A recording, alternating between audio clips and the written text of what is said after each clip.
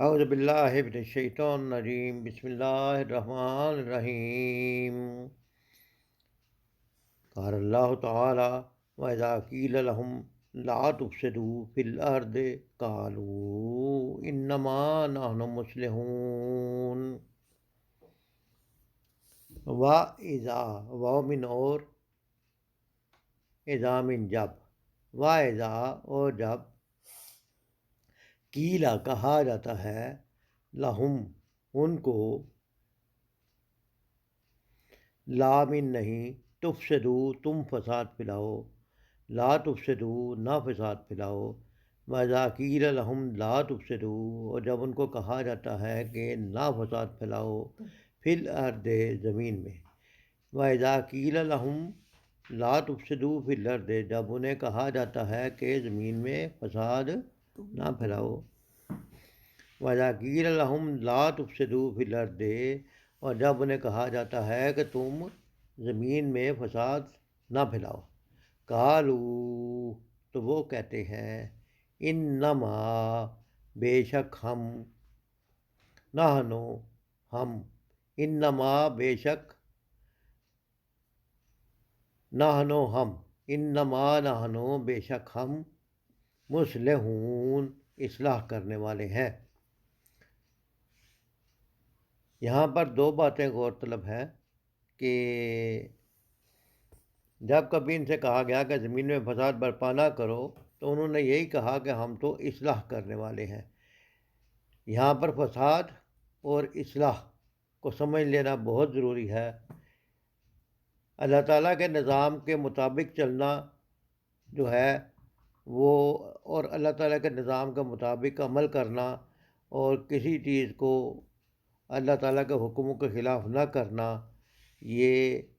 Harmony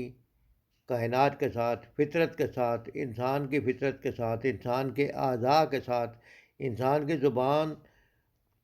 بولنے کا کام کرتی ہے، کبھی اس نے سننے کا کام نہیں کیا۔ انسان کے کان سننے کا کام کرتے ہیں، کبھی بولنے کی کوشش نہیں کرتے۔ انسان کا اپنا جسم معدہ جو ہے وہ کھانا ہضم کرنے کا کام کرتا ہے، تو انسان کا سارا جسم اللہ کے حکموں پر چل رہا ہے۔ لیکن جس جگہ پہ انسان کو اختیار دیا گیا ہے وہاں پہ اللہ کے حکموں کے خلاف اگر انسان چلنے کی کوشش کرے تو گویا یہ فطرت کے خلاف کام ہے۔ تو فطرت کے خلاف کام کرنا جو ہے وہ فساد کے زمرے میں آتا ہے۔ حضرت عبداللہ بن عباس رضی اللہ تعالیٰ عنہ فرماتے تھے کہ ہم ان دونوں جماعتوں میں، وہ لوگ ایسے کہتے تھے کہ ہم ان دونوں جماعتوں میں یعنی مومنوں اور اہل کتاب سے آپس میں صلح کرانے والے ہیں۔ یعنی ایک طرف تو مومنوں کے ساتھ مل کے کہتے تھے ہم تمہارے ہمدرد ہیں، اور پھر جب وہ عمل کی باری آتی تھی تو کچھ اہل کتاب سے چیزیں ادھار لے کے تو ان کی طرف عمل کرنا شروع کر دیا، پھر کہا جی ہم ان کا غصہ ٹھنڈا کر رہے ہیں۔ یا اس طرح آج بھی اگر یہ سمجھیں کہ اسلام کے خلاف عمل کر کے یا کوئی درمیانی رستہ نکال کر اپنے آپ کو یہ سمجھانا یا مومنوں کو یہ سمجھانا کہ تم بڑے بنیاد پرست ہو، تم اپنی بنیاد کو چھوڑو، نبی صلی اللہ علیہ وسلم کے احکام پر عمل کرنے کو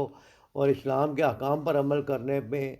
جو ہے وہ ہماری بنیاد کیا ہے؟ ہماری بنیاد نبی کریم صلی اللہ علیہ وسلم کا اسوہ حسنہ اور قرآن پاک کی تعلیمات ہے۔ تو اگر ہم اپنی بنیاد سے ہٹ جائیں گے تو کیا ہم مسلمان رہ سکیں گے؟ مسلمان اسلام کی تعریف ہی یہ ہے کہ جو نبی کریم صلی اللہ علیہ وسلم نے کر کے دکھا دیا وہی کرنا ہے، اور جیسا اللہ نے قرآن میں حکم کیا اسی کے مطابق چلنا ہے۔ لہذا اس ساری ترتیب کو سمجھتے ہوئے ہم یہ کہیں گے کہ اصلاح پسندی یہ نہیں ہے کہ درمیانی راستہ نکالا جائے، قرآن کے آیات سے روگردانی کی جائے، نبی صلی اللہ علیہ وسلم کی سنت سے روگردانی کی جائے اور پھر یہ کہا جائے کہ ہم اصلاح کرنے والے ہیں۔ نہیں، بلکہ دین پر مکمل طور پر چلنا ہی اصلاح ہے، اور اسی بات کو اللہ تعالیٰ نے اگلی آیات میں فرمایا ہے، الا انہم هم المفسدون ولکن لا یشعرون۔ الا سن رکھو، انہم بے شک وہ، هم المفسدون وہی فساد کرنے والے ہیں، ولاکن مگر، لیکن لا یا شعور اس بات کا شعور ہی نہیں رکھتے، یعنی ان کی ماتی ماری گئی ہے۔ اللہ تعالیٰ بتا رہا ہے کہ انہیں اس بات کا شعور ہی نہیں ہے کہ نظام کے مطابق چلنا جو ہے وہ اصلاح پسندی ہوتی ہے، نظام کے مطابق چلنا ہارمنی ہوتی ہے، نظام کے خلاف چلنا، الٹی سمت میں چلنا فساد پھیلانا ہے۔ جیسے ایک بندہ اگر روڈ پہ ٹریفک ایک طرف چل رہی ہے، وہ الٹی طرف گاڑی چلانی شروع کر دے یا تو کیا ہوگا؟ فساد ہی پھیلے گا۔ نظام جو ہے وہ اگر جس طرف ٹریفک چل رہی ہے، اگر آپ اسی نظام کو فالو کریں گے تو آپ سڑک کی ٹریفک میں رکاوٹ نہیں بنیں گے، لیکن جب آپ اس کے خلاف چلنا شروع کریں گے تو آپ ٹریفک میں رکاوٹ پڑیں گے، تو یہی فساد ہے۔ اللہ تعالیٰ کی نظام کائنات میں، اللہ تعالیٰ کے ترتیب میں، جس نے دنیا بنائی ہے، جس نے انسان کو بنایا ہے، اس نے جو نظام زندگی ہمیں دے دیا ہے، جو دین دے دیا، اس میں اگر ہم اپنی مرضی سے جمع تفریق کریں گے، اس کے مطابق کچھ کافروں کی باتیں کر لیں گے، کچھ کہیں گے جی ہم کہیں گے کہ ہندوؤں کی باتیں بھی جو ہے اس مذہب میں شامل کر لو، چلو ہندو بھی خوش، ہم بھی خوش، کچھ درمیانی رستہ نکل آئے، کچھ بسنت بھی منا لو، ہندوؤں کا کلچر بھی اپنا لو، اور پھر نماز بھی مسجد میں جا کے پڑھو، تو پھر ہم کہیں یہ نماز کا ہمیں فائدہ نہیں ہو رہا۔ نماز تو برائی سے روکتی ہے، نماز تو انسان کو ایک نماز سے دوسری نماز تک گناہ معاف ہوتے ہیں، اور جب ہم نماز بھی پڑھیں گے اور ساتھ دل میں ول دوسرے گناہ بھی کرتے رہیں گے تو پھر ہمیں وہ نماز کیسے فائدہ ہے؟ یہی فساد ہے۔ نماز کا فائدہ اگر انسان کو نہیں مل رہا تو یہ فساد ہے، کیونکہ اگر انسان اپنی نماز پڑھے گا تو اس کو فائدہ ملنا چاہیے، اور اس کو فائدہ میں رکاوٹ کیا چیزیں ہے؟ انسان کے اپنے گناہ اور انسان کی اپنی غلط تعویلات، جو دین کے اوپر چلنے میں، اور دین جو ہے مکمل نظام زندگی ہے۔ وَإِذَا قِيلَ لَهُمْ آمِنُوا كَمَا آمَنَ النَّاسُ، اور جب ان کو کہا جاتا ہے کہ ایسے ایمان لاؤ جیسے اور لوگ ایمان لائے ہیں، تو قالوا، تو وہ کہتے ہیں انومنو، کیا ہم ایمان لائیں، کما آمن السفہاء، جیسے کہ ایمان لائے بے وقوف لوگ۔ الا انہم، اللہ تعالیٰ فرماتے ہیں کہ سن رکھو، بے شک وہ، الا انہم، بے شک وہ، ہم السفہاء،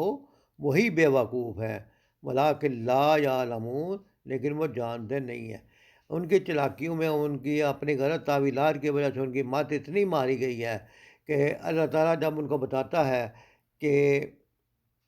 تم زمین میں اصلاح کا باعث بنو اور فساد نہ پھیلاؤ، تو ایک تو پہلے اس کو اصلاح پسندی سمجھتے ہیں، اور پھر جب ایمان لانے والے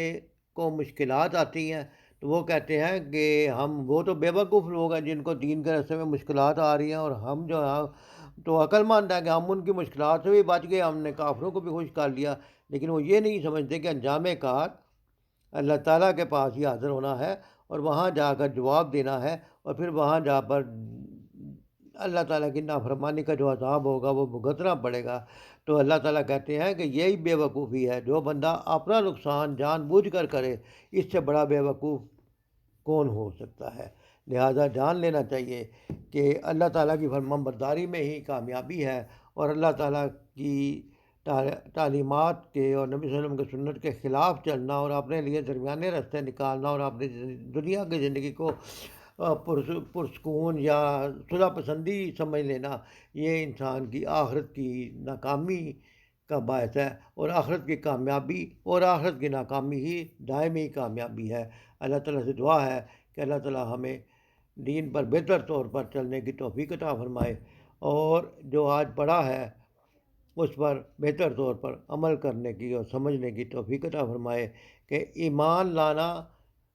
کامیابی ہے اور ایمان سے انکار کرنا ناکامی ہے۔ ایمان پر چلنا جو ہے وہ انسان کے لیے دنیا اور آخرت میں آسانیوں کا باعث ہے، اور درمیانی راستے نکالنا اگرچہ دنیا میں وقتی طور پر آپ کو کوئی فائدہ مل جائے، لیکن ہمیشہ کے نقصان کا باعث وہ بنتا ہے۔ لہذا اللہ تعالیٰ کے احکام پر عمل کرنا ہی کامیابی ہے۔ وما علینا الا البلاغ۔